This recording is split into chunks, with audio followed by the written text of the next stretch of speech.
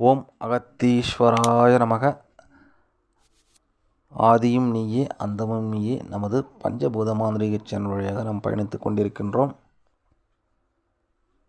நண்பர்களே, அதாவது நேற்று அக்னியை கட்ட ஒரு பதிவு நம்ம பார்த்துருந்தோம். அதனுடைய தொடர்ச்சியான 2ஆம் பகுதி தான் இது. என்ன சொல்லியிருப்பேன்னு சொன்னால், நேற்று 1,00,000 உரு கொடுத்து நீங்கள் சித்தி செய்து கொள்ள வேண்டும் அப்படின்னு சொல்லியிருப்பேன். அந்த மந்திரத்தை அக்னி வளர்த்து அதற்கு ஒரு 5 அங்குல இடைவெளி விட்டு கேப் விட்டு தண்ணி வைங்க கிளாஸ்ன்னு சொல்லியிருப்பேன். அந்த தண்ணியை என்ன பண்ணணும் அப்படின்னு சொன்னால், தினமும் நீங்கள் மந்திரத்தை உரு கொடுத்து அந்த தண்ணீரை நீங்கள் 1,00,000 உரு ஆகிற வரைக்கும் தினம் மாற்றி நீங்கள் குடித்து விட வேண்டும். அந்த தண்ணி ஆகப்பட்டது குடித்து விட வேண்டும். அதாவது நீங்கள் முன்னாடி உட்காரணும். உங்களுக்கு முன்னாடி குறைஞ்சது 2 அடி முன்னாடி தண்ணி இருக்கணும். அந்த தண்ணியிலிருந்து 5 அங்குலம் இடைவெளியில் அக்னி இருக்கணும். இதுதான் கான்செப்டு. நல்லா தெளிவாக கேட்டுங்க. ஒரு முறைக்கு 2 முறை நல்லா கேளுங்க. இந்த பதிவு ரொம்ப ரகசியமான பதிவு. இது வரைக்குமே யாருமே இந்த மந்திரத்தை எப்படி பிரயோகப்படுத்துறதுன்னு சொல்லியிருக்க மாட்டாங்க. மந்திரத்தை சொல்லியிருப்பாங்க, ஆனால் அதனுடைய பிரயோக முறை யாரும் சொல்லியிருக்க மாட்டாங்க.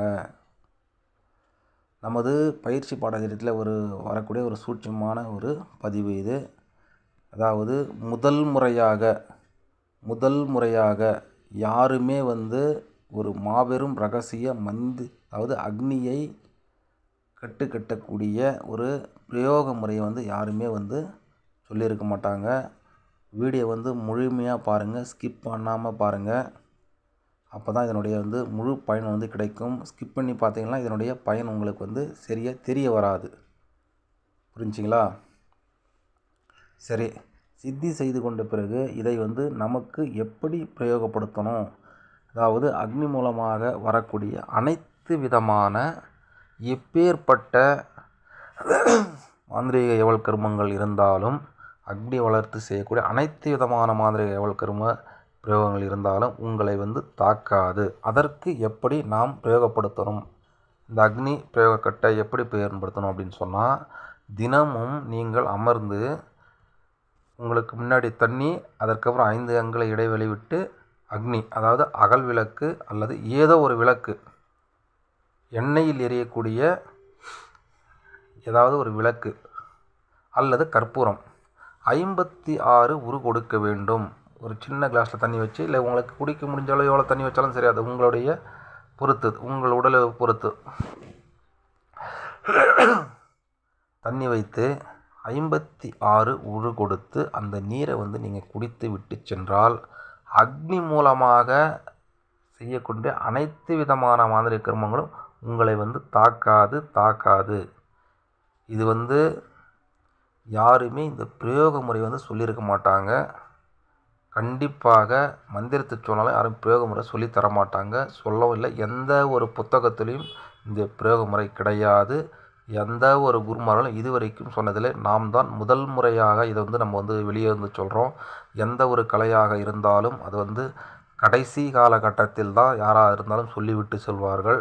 நம்ம அப்படியல்ல. நமக்கு தெரிந்த வித்தை மற்றவர்களுக்கும் சென்றடைய வேண்டும், பயனடைய வேண்டும் அப்படின்னு சொல்லி மனதார வெளிப்படையாக நாம் சொல்லுகின்றோம். இந்த ஒரு பயிற்சி செய்து பயனடைங்க. 2வது, இப்போ நான் சொன்ன மாதிரியே 108 உரு கொடுத்து, அதாவது இந்த அக்னி பிரயோக மந்திரத்தை 108 உரு கொடுத்து நீங்கள் அக்னியை தொடக்கூடாது. அப்படி அக்னியை நீங்கள் தொட்டு விட்டால் அந்த அக்னியால் சில தோஷங்கள் உங்களுக்கு ஏற்பட்டுவிடும். ஆகையினால் சாதாரணமாகவே இந்த மந்திரத்தை சொல்லி 108 உரு சொல்லி சித்தி செய்து கொண்டு அதற்கப்புறம் 108 உரு சொல்லி அக்னியை ஒருபோதும் தொடாதீர்கள். அப்படி தொட்டு விட்டால் அந்த அக்னியால் சில தோஷங்கள் ஏற்படும். அந்த தோஷத்தை நிவர்த்தி செய்யணும் அப்படின்னு சொன்னால், மறுபடியும் அகத்தியர் வழி தோஷத்தில் தான் போய் நிவர்த்தி செய்ய முடியும், மற்றதெல்லாம் செய்ய முடியாது. புரிஞ்சுங்களா? அந்த தோஷத்திற்கு ஆளாக தேவையில்லை. 56 உரு கொடுத்து நீங்கள் மந்திர பிரயோகத்தை செஞ்சீங்க. இது 1. சரி, 2வது என்ன அப்படின்னு சொன்னால், இந்த அக்னி மந்திர பிரயோக கட்டை மற்றவர்களுக்கு நம்ம வந்து பயன்படுத்தலாம். அக்னியால் மற்றவர்களை கட்டலாம், ஆனால் கட்டலாம். ஆனால் அப்பேற்பட்ட தீங்கு செயல் வந்து நம்ம செய்யக்கூடாது. யாருக்குமே வந்து தீங்கு செயல் வந்து நம்ம யாருக்குமே வந்து செய்யக்கூடாது. இதெல்லாம் வந்து நம்மளுடைய பயிற்சி பாடத்திட்டத்தில் தான் வரும். இப்படி இருக்கா விஷயம் அப்படின்னு சொல்லி சில பேருக்கு வந்து தெரியாது. நிறைய பேருக்கே தெரியாது. அக்னி வச்சு மற்றவங்களை வந்து கட்டான விஷயம் வந்து தெரியாது எப்படின்னு சொல்லி. சாதாரணமாக கட்டு போடுவாங்க. அக்னி கட்டு வந்து செய்ய முடியாது. இந்த அக்னி கட்டு உடைக்கணும் அப்படின்னு சொன்னால் அதில் ஒருத்தரால் மட்டும்தான் முடியும். அப்பேற்பட்டு ஒரு மாபெரும் ரகசிய வித்தை. அதனால் அக்னியை வைத்து மற்றவர்களை கட்டு போட தேவையில்லை. நமக்கு நாம் கட்டு போட்டுக்கொண்டு மற்றவர்கள் செய்கின்ற எவல் பிறத்தில் நாம் பாதுகாத்து கொள்ளலாம். அக்னி மூலமாக பிரச்சனைகளை நம்ம வந்து பாதுகாத்து கொள்ளலாம். சரி, அந்த மந்திரத்தை வந்து என்ன மந்திரம்னு சொல்லிட்டு நம்ம ஒரு வாட்டி நம்ம வந்து பார்த்துடலாம்.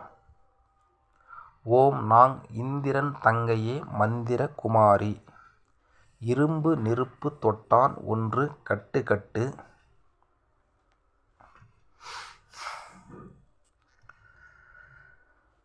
அக்னி குளிர்ந்து, அதாவது நெருப்பு நீராடி அக்னி குளிர்ந்து ஆகாசமாக போக சிவாய ஸ்வாகா. இதுதான் வந்து மந்திரம்.